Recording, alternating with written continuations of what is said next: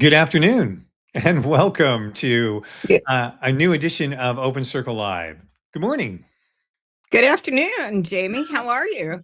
I'm good, Dr. Searing. Thank you very much. It's great to be back with you here on Open Circle Live for this particular Wednesday edition. How are you doing this morning or this afternoon? I keep forgetting we're at that noon time, right? Right, we just crossed the line again. Yeah. Well, this is Well, great. I'm happy to see that you are mastering the technology. Yes. As Yeah. as we well point out, there's all these wonderful, incredible things that we can do, but we just want to make sure that we have the technology available that allows us to do that. So, Yeah. and one of the things that we do with this show, we dare to do something that's very different. We dare to actually go live and have a conversation with real human beings. Yeah, we have not rehearsed. We have not rehearsed.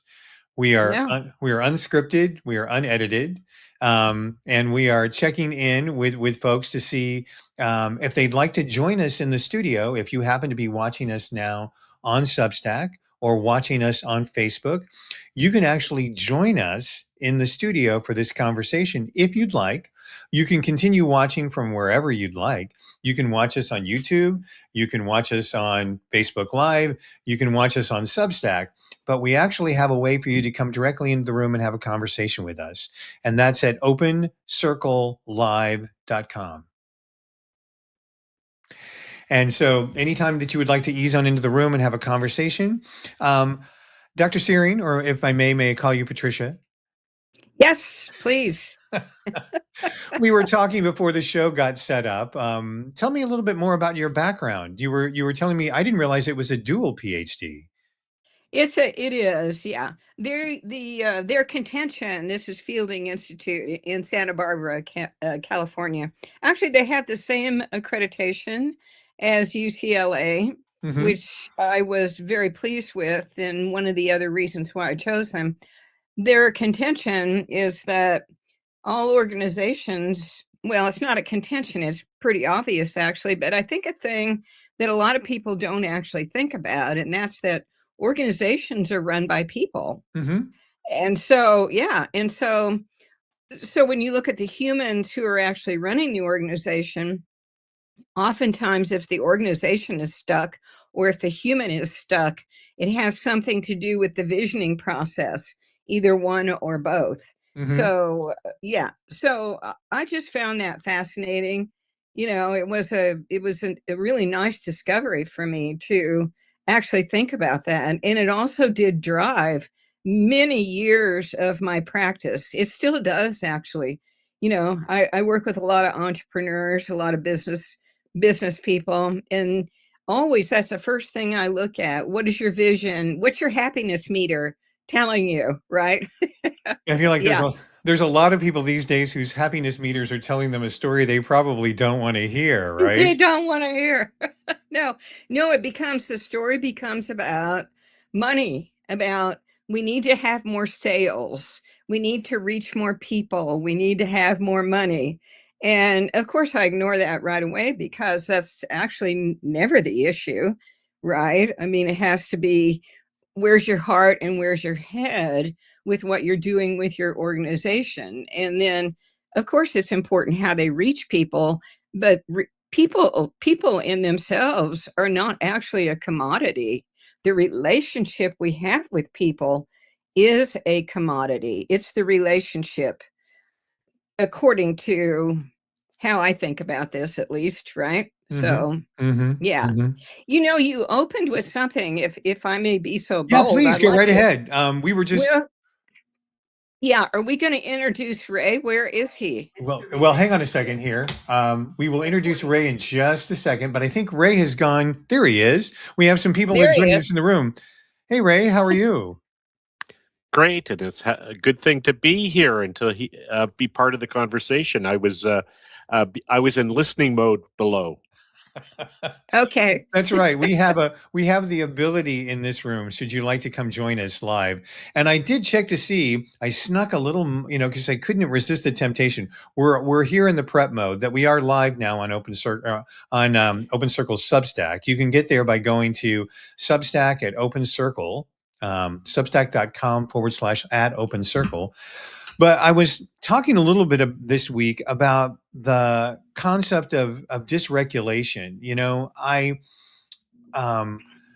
was with an individual yesterday who was really um, a number of people just like myself these days who are going through situations where they find themselves in situations where they just easily get dysregulated. And I know dysregulation is a big word. It's like a buzzword in some way, but it's anything that sort of takes you off track.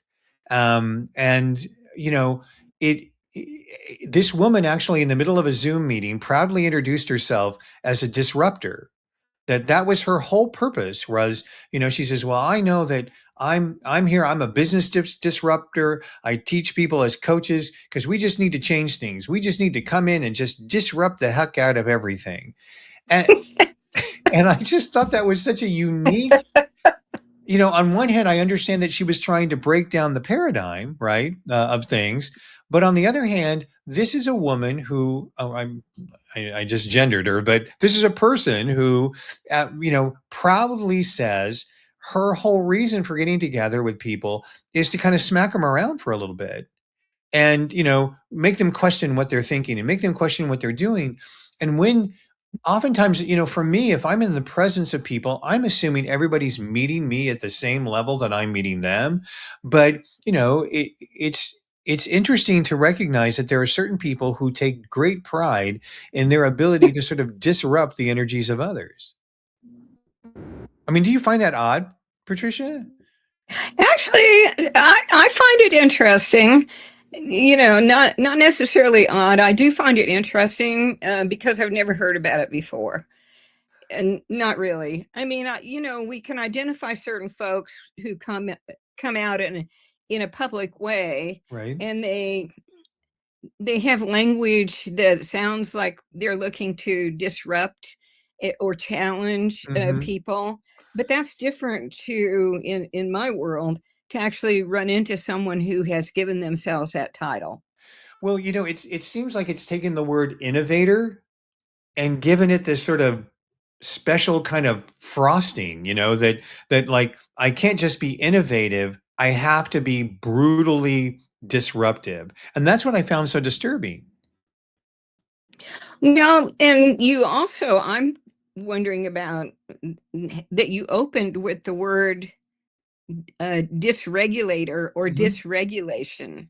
And so dysregulation, I don't know how to connect the dots between that and disruptor. Okay, well then let me connect some dots for you. Thank And you. if anyone else is listening and would like to connect some dots with us, let's do that. To me, there's a direct line between when you come into a space. Oh, look, there's another good. Speaking of someone who's in our space today, we're talking about the idea of people who are good morning, or I should say good afternoon. I keep doing good morning. Welcome to our Open Circle live gathering. My guest this morning asked me to kind of explain the difference between, in my mind, being dysregulated in an environment and being around disruptors. All right. So that's sort of where we are in this environment. To me, I'm assuming that most people, when you interact with them, are not adopting a stance that is being in opposition to you. Does that make sense, Patricia? So It does. so look, if you and I are having a conversation, I'm assuming that you're kind of meeting me human to human. But if you pride yourself on being a disruptor, if you pride yourself on someone who, and again, as a business person, I think innovative, creative people, but again, this whole idea of recognizing that there is messaging out there that is intended to disrupt what you're doing, to interrupt what you're thinking, late breaking news, all of those things that are meant to disrupt where your flow is at the moment. And now there are people, we have people now who are calling themselves influencers, which, I understand where that comes from. But like I said, I'm going to keep using words to begin with DIS. It was disturbing to me to be in a Zoom call with someone who proudly introduced herself as a disruptor in a thing where we were talking about business innovation. Does that Well, connect those dots better for you? yes, and with all of that, it also sounds to me like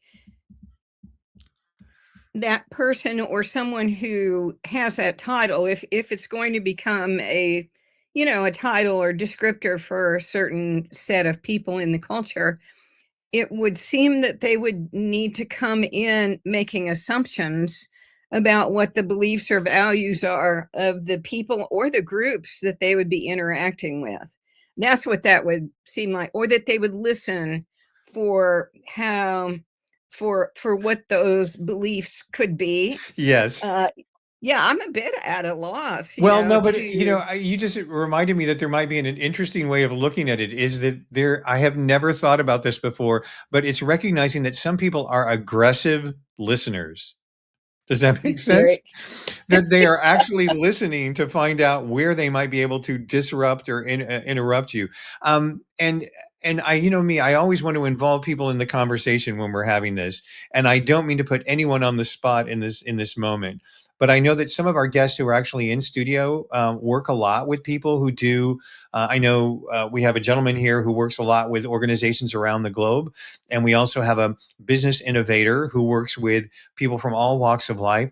Do you find this whole idea of dysregulation and disruption, that keeps us away from being innovative and creative? I'd like to kind of bring it down, not just from the theory into the actual application of, it's hard right now to stay innovative if there's a lot of people who are disruptive and are really just kind of, I'm going to use a dramatic word, hell bent on messing with you, as my mom would say. Does that ring true for you, Ray?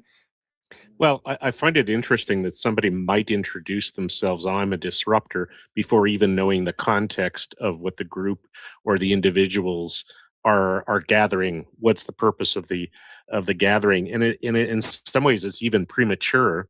Is I'm going to disrupt whatever you're going to say. So is that so that in some ways would put me a little bit on the defensive to say, well, are you going to challenge? A friend of ours would immediately ask, well, what do you mean by that?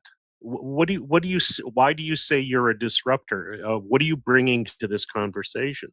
So I think it's all about context. And I like what Dr. Searing started to explore is, well, what's really going on here? Why is there a need? What's going on? And I think those are healthy questions to begin, and also what's the true intent Right. of the Well, person. and we can never guess. And I think, again, going back to asking questions is important. RJ, has something ever like that ever happened to you? I mean, you're in a lot of spaces with people who are innovative and creative, but some people who just um, I I feel like there's a lot of people who get easily dysregulated these days, and they forget that they're actually sometimes in spaces with people who, can I use the word, get off on messing with other people. Have you ever experienced any of that firsthand in any of the groups that you're facilitating? I would say yes, to an extent. Sometimes, I mean, much more of the time for me, I deal with neurodivergent folks. I am one, and sometimes there's some stuff that goes on. So I'm just like, okay, got to shut this down. But it's not somebody generally who is just intending to blow the place up. Hmm. Do my place is a bar. I've got a baseball bat. What can I say? And for those of you who do not have virtual spaces where there's a bar and a baseball bat, well, no, and you raise the specter here again, which is, we sometimes have to remind ourselves that we need to be protective sometimes, right? Because there are going to be energies that are coming at us. Does that give you a better frame to hang that on, Dr. Searing?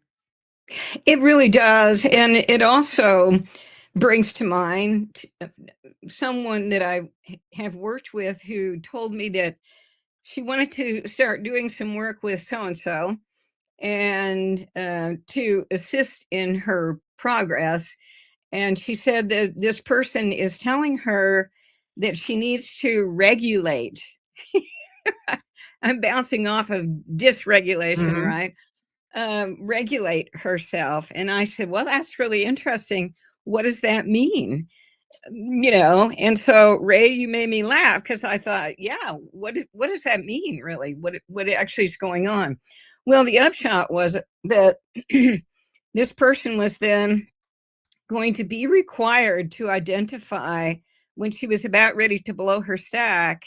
And then her training was to go outside and scream at the top of her lungs. I thought, okay, all right. And what are you going to pay for that? Right. So, Well, luckily in this space, you can turn off your camera if there's something that's happening on you, and turn off your audio and scream at the top of your lungs. there But we go. But again, I'm inviting those of you who are watching us on both on Facebook Live and those of you who may be watching us on Substack as well. If there are situations that you get into where you find yourself more easily dysregulated these days, right? Because I feel like the words to the song "Cheers," making your way in the world today takes everything you've got. And and little did we know that there are people now who pride themselves in going, well, I'm a disruptor, and again, I think that it's a way in which um, everything has become so laden with heavy energy, right? Like there's a difference between a business innovator and, well, I'm here to disrupt the space. I'm here to disrupt Substack. I'm here to just, change the paradigm. But now all of you're doing again is making people want to turn off their cameras and run into the woods and scream at the top of their lungs. I mean, we how do we fix this, Ray? How can we make the world a better place by is that a part of the I don't think I discussion? have an answer to that one. How do we make it a better place as well? I think by being patient and listening before making judgments is always a good starting point. How do we make it? Oh, Oh, everyone's still okay and good. How do we make I it can. better? Oh, Go ahead. oh, I was going to say, did you hear the last? I heard a bit of an echo, so Yeah, I wasn't turned sure that whether off. the audio went Yeah, through. Okay. we're still working as we all know. Things are an experiment as we're starting out at this particular point in time, as we're pulling all the levers to go live in different spaces. So, but and we're and I never would have thought we are here to disrupt Substack, disrupt Ripley, disrupt anything. We're trying to be innovative in what we're doing by inviting people into a conversation. And you can join us in this studio if you'd like at opencirclelive.com. But Patricia, what can we do in these days when we're subtly unaware of how much we are being disrupted, right? Not only from the people that we come into contact with, but all of the messaging. I was at the gym this morning, and everybody's got live late breaking news on their screens, and on some level, that's going to begin to kind of just put all of our brains into alert mode all of the time. And instead of now, when we can go into calming spaces to have a discussion, we now are dealing with people who already have a heightened um, brain alert mode, right? And they're going to be Yeah. sitting next to people who are proudly going to say, I'm a disruptor. How can we regulate ourselves in a dysregulated environment? Do you have any thoughts on Well, that? I do. And you had just said, how do we, well, let's see, how did you put that? How do we keep ourselves calm? How do we, keep, I like to use the word centered, Okay. you know, um, calm is great. But that right away, that implies that you have some skill sets, which I think is incredibly important. I find that a lot of people really don't realize that they're really wigged out, and meaning they're very stressed out. Yeah, Correct. very stressed out about what's happening. So one of the things I bring up right away is that what we are experiencing as a culture is disruptive. It concerns us. It makes us worried and anxious. And a lot of people are worried about money. And so by making that obvious, it helps people be okay being upset, being anxious and being upset, because then I can move to the next piece, which is how can we get below, I like to call it below the radar. How can we go below the radar to be calm and to manage ourselves? I don't use the word regulate, but maybe I'll start, because I know, yeah, I don't know. I mean, it's getting the word regulate, not dysregulate, but the word regulate is becoming very popular in the psychological Well, I like it. jargon. I like it because it talks about it's about a way in which you can actually. I'm going to use the C word, which I know my friend Ray doesn't not particularly like, which is control. It's a way in which I can kind of control myself because I can verify that sense of regulation. So RJ's rhythm for regulation may be completely different than mine, may be completely different from Ray, and so it's finding that regulation. So your first step then was, Patricia, to take people and say, look, this is happening. It's not just you. We're in this culture, we're in this environment, right? Yeah. And Yeah. then once, if you can get to that stage, then put a little distance in it by being able to say, what's the next step of when you said you want to take them below the radar? Like how do I become below the radar, but still present in rooms and spaces? Yeah, and so it becomes, how do you, man, how can we, I like to include myself in their process, and people like hearing that because then they're hearing that I'm part of their team. It's not just their problem. It is, let's do this together. And then it is, how can you continue and acknowledge the stress that you are experiencing and still go to a place where you can manage it, where you can acknowledge what you are experiencing and act accordingly, hear it, care about it. That's another thing that I think is super important, that I like to talk to people about. Care, give a damn about what's happening, what's going on around you.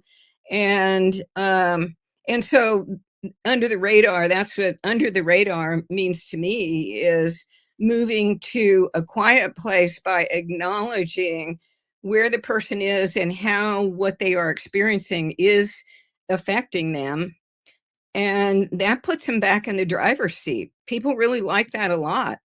Well, and you raise an interesting word. The challenge for me, and I don't know if this is true for anybody else who's listening or watching this, is that I think a lot of people care too much these days, and I don't mean that in a negative way, that there's something wrong with it. But when I'll use the analogy, if you're a little bit tender, if you've been disruptive for a while, your energy is a lot more tender. You will. I hate to use the T word again, triggered. You'll get triggered by certain things that happen to you, right? And so as we learn to regulate ourselves in a dysregulated environment, and we know what being calm, I mean, I hear your instructions, but I still sometimes care too much. You know what I mean?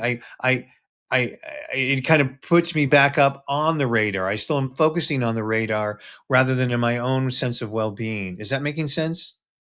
Well, yes, and I'd like to circle back to the concept of regulate. It implies that there are skills that a person has or can have that will cause them to calm themselves, in such a way. And I don't mean necessarily become a pacifist, and I don't care, whatever people's right, whatever people's orientation is what they need to follow. I don't Right. I don't have any judgments about that.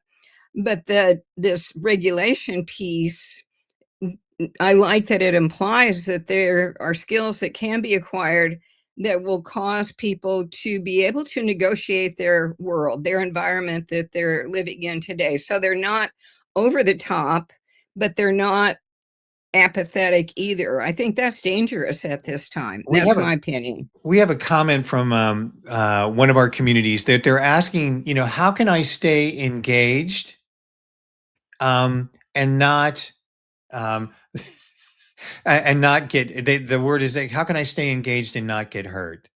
How can I is there anything, that it's great to be able to say we can go into monk mode at any time, right? But that's is if there is somebody who is still wanting to be engaged and they want to be able to sort of still be in that world, and are there some steps or some procedures that you might advise people? Well, actually, I'm not understanding what not get hurt means. Well, What does that mean? well, without having that person kind of, come forward a little bit more, I think what they're trying to say, and maybe somebody else in the room might have something that might want to offer it as well. We want to be able to participate, and we want to be able to and stay engaged and work on the things that matter. So how do we do that in a way that we don't get dysregulated, stopped, interruptive, hurt? And do either of our guests have any, or that are in the room, have any thoughts about that? What things that they do to make sure that they don't get tripped up? I assume I'm going to get tripped up, and I have safety modes for when I do. Because it's, way back, I don't know if y'all remember Stuart Smalley. Sure. Stuart said that it's easier to put on a pair of slippers than it is to carpet the world. And I truly believe in that for myself. Yeah, I know, baby, right? Yeah. But the thing behind it is, let's not walk around on eggshells hoping to not offend anyone or be offended. Let's look at what can we do for a quick recovery and at those points in time, because they're coming. Mm-hmm. And maybe they won't, but if you're prepared for it, and I have tools that I use. I have, breathing. I have troll emergency response system as well, which is a lot of fun. But I find it easier to just say, I know I'm going to run into it. How am I going to respond to get myself back on track? Yeah, the image that went through my head when you were speaking, RJ, was almost like recognizing that you're going into bumper cars. Remember the old thing at the carnival where you were driving around, and sometimes people are just driving around. They wanted to see how it was going. They wanted to wave at their friends. And then there are some people who are just going to they're just going to ram you. They're just going to, just going to go right for you, and just come at you. But I loved your philosophy in that you were saying, as long as I know that I'm going into the bumper car ring, I don't have the expectation that because I'm going to be in with people, and maybe this is something that'll be helpful to the person who posed that question, is just recognizing that in this dysregulated world that we're in, it's okay to, just like Dr. Searing said, recognize that this is happening to everybody, right? We're all in this kind of bumper car mode right now. And that if we do get bumped, we can still keep driving, right? Exactly. There you go. Does that work in Canada, Ray? Some exceptions may apply. Does the metric system kick in some way, shape, or form when we're that's talking it. about Yeah, bumper cars? and let's not forget the second official language that you have to have the translation. Right. Some things in French as well. Well, I think you both have all touched on some interesting situations. Developing capacity to be in certain situations. So it puts the responsibility on ourselves to, as RJ has pointed out, is okay. How do I prepare myself, and how do I protect myself? And the other one I think is situation awareness. Is in some communities and some activities, you're at a higher risk than others. And what I find refreshing in one of the communities I joined last year, before you enter any Zoom call with a group. You don't know who you're going to be with. You know what the topic is, but they share their guidelines. This is what we expect from you and the others in the room. And if you don't have that, you can leave, or you can ask somebody to intervene if necessary, and they state a little bit their intervention process. So that creates a sense of safety and respect for others. So basically, what are the ground rules? What's the behavior? So then it's a matter of choosing. Okay, what can I handle? What do I want to engage in? So I was kind of looping back to the person that wants to be engaged but doesn't want to be hurt. Well, seek out communities that have maybe a higher degree of safety. Yeah, it's almost as if your coherence is in your own hands, right? And recognizing, you said another thing that was really powerful too, Ray, which was that you can take yourself out of those situations. And I think that so many times that we feel ourselves, especially a lot of business people who are in Zoom meetings. I mean, you know, the all the passive aggressive behavior that exists now in Zoom meetings, where people will turn off their cameras, do this, you know, where engagement just goes way through and that's one of the reasons why, in terms of doing this type of a live talk show every week where people can kind of call in around a topic, I wanted to do it in a space where there isn't that friction, right? If you don't want to be part of the conversation, you can scroll down and sit on the pillows, and you know, and it's totally fine, you know. And we want to do things that every Wednesday at this time, if you want to join us, we do this type of a conversation with an expert on a particular topic. And I was just so grateful that Patricia Searing agreed to sort of sit with me as we were doing this. But I think it's really important that we have these conversations together, and so that we can find out that, just like Dr. Searing said earlier, everybody's going through this, right? And that allows someone with RJ's rich experience to be able to say, well, look, just be prepared, right? Just know that something's going to happen. If you are, rather than walking around on eggshells about things that you could say or things that could happen, let's just go ahead and recognize a few eggs are going to get broken, you know, but we'll clean that up. And what you've actually invited us to even take a look at, Ray, is maybe even have that as part of a construct where the tone of the room is set up, or the tone of the gathering is there. Because I think I can swear on this platform, people do a really shitty job when they're facilitating certain things because they're focused in control and getting out their message and not letting others speak. And if you're willing to, as this person who made from the comment, recognize that there are going to be people who come into spaces who can get hurt, you know. And if you don't recognize that as somebody who's holding a space, you kind of need to rethink why you're holding spaces for other people, right? Especially in this day and age. I want to make Yeah. sure, yeah, please, Dr. Searing. Well, I would think so.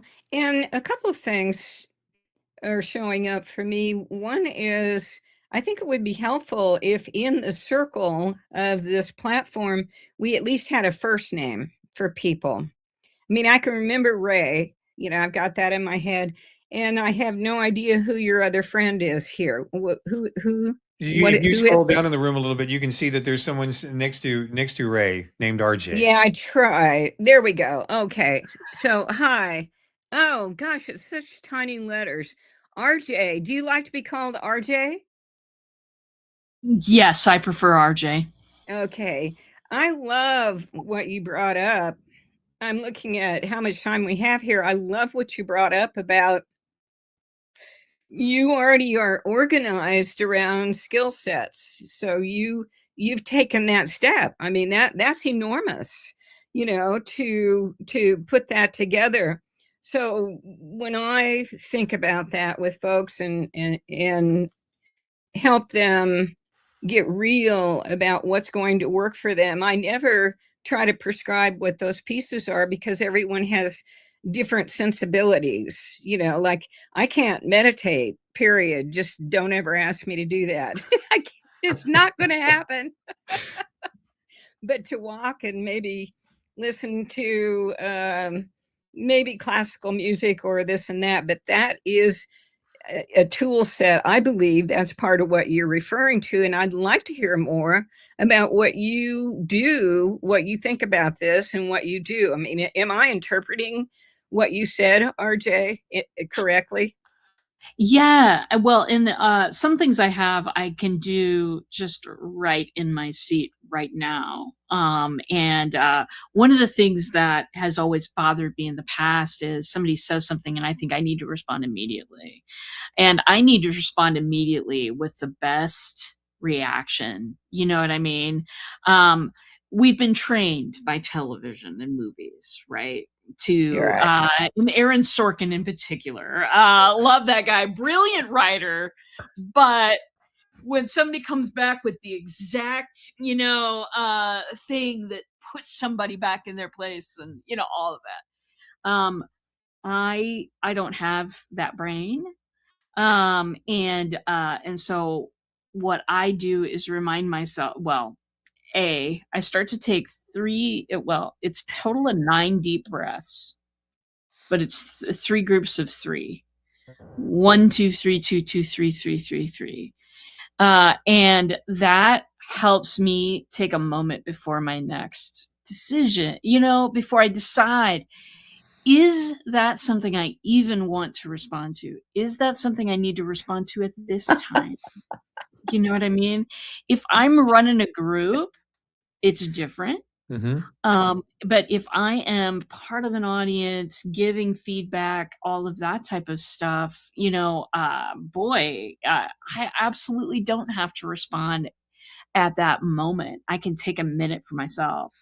And I think the other one is just when people insult me online, I've got a place to go where I actually have a little generator that generates 3 really bless your heart responses. The bless your heart ones, right? This is the I'm gonna look like I'm complimenting you, but I am really not. And those make me laugh, make me happy, make me remember that it's not quite as serious. Yeah, there are people that absolutely hate me online. I'm all right. I'm all right with it. It's good because, if one of my coaches used to say, if you've got haters, you've got attention. Mm-hmm. You've arrived if you've got some haters. But for me, just remembering I don't have to qualify somebody's opinion with a response. Right. I Yeah. don't have to come back with the most perfect thing in the world. I don't have to come back with anything at all. It's a choice. I have choices in this moment. And I think that that's what we all forget when we feel put on the spot is we have Mhm. choices in that Mhm. moment. We do. We do. And, you're inviting us to that pause, which I think is really important, right? To be able to find out whatever that pause means for you, the breath, the awareness, the whatever that can be for you. I mean, there's so many potent things in what you're saying. And excuse me, and especially including creating that happy space for yourself where things are okay. And that's why creating this opportunity to kind of get together in an open circle at noon on Wednesdays is an invitation to just, whether or not you're having lunch, whether or not you're wanting to engage, sit on the pillow, stay in Facebook, be on Substack, wherever you are, it's okay. And we invite you into this conversation where you can simply ask a comment. You can come in into the room. But for me, this is what's important for me to stay regulated, right?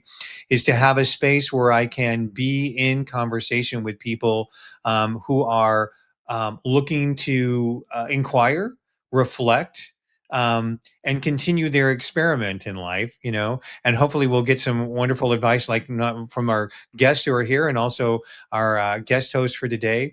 Patricia, was there anything else as we end our time together that you would like to sort of leave us with as far as some thoughts on what's been said today? I do. I think going back to what I call center, us being able to go back to center, come back into ourselves, no matter what we are experiencing, I think that's critical.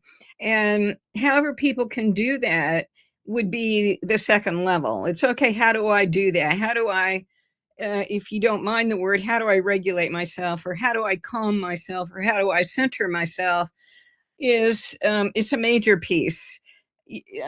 And it also, if there were a third level to that, I would also encourage us, everyone, to be able to identify what our values actually are. Not what everyone's values should be, but our basic. What is our basic value? There might just be one. There doesn't have to be more than that.